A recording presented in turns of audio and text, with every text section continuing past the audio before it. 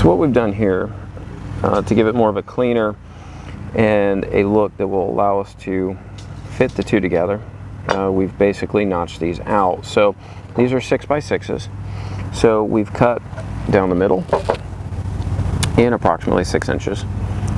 And then we're going to fit these two together. So this will get flipped over. That will then become the top and be flush with this area here. Then through the center here, we're going to drill using a hammer drill or a large drill, 3/8 drill bit. We're going to drill down through both pieces. And then we have 18-inch rebar spikes, 1/4-inch rebar spikes that we've cut. And what we're going to do is hammer those in the hole that we made. And so we'll have 6 inches of rebar through the joint that we just made with the two pieces of wood, with 12 inches of that rebar into the ground. And these are 20-foot 6x6 beams, marine grade. And what we'll do is we'll put in a total of 5 pieces of rebar, 1 on each end, 1 in the middle, and 1 equidistance in between the middle and the end. And then that will have lock this in and create stability so that these do not rock and move back and forth. First thing I'm going to do is I got some 4-inch deck screws. These won't rust out, and I'm going to put a total of 4 in.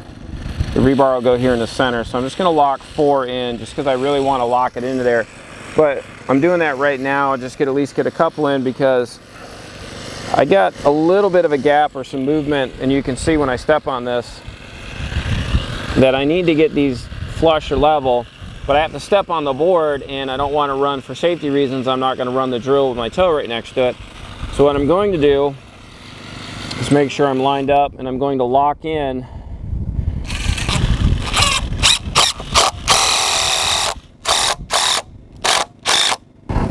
my wood, and then I can then start drilling.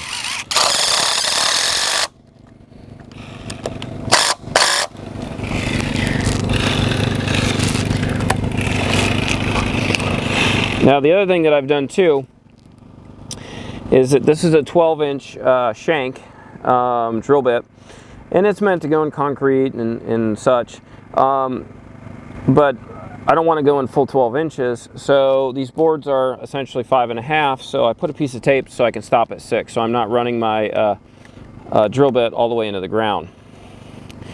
Now I'm going to set this up on the hammer drill option, so it's not just the drill, it's not just the chisel.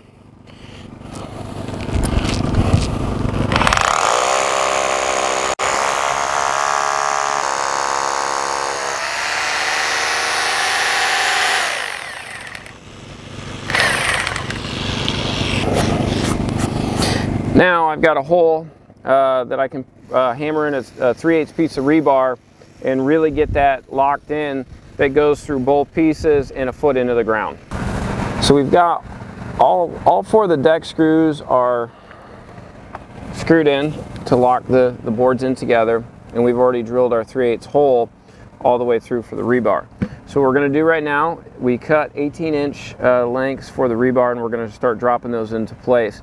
Now the rebar is slightly bigger in diameter and the hole is slightly smaller in diameter, and we're doing that because we really want that to be a snug and tight fit, because as the wood dries out it'll shrink a little bit. So we're going to start hammering these in, and we're going to basically hammer this in until it's flush with the wood.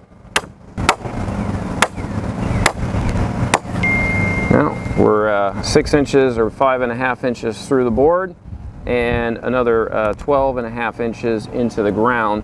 And when we run a total of 5 of these in here, that's going to lock this in, and we're not going to get any wobbling. So it's going to lock these in nice and tight to the ground, and we're going to put in 5 per board, approximately 30 overall, and we'll get all of these placed in around the perimeter. Now what we're doing is we're just marking equidistance on each one of the boards, so that when we drill and cut in, or drill or screw and tap in our rebar, they're all even aesthetically.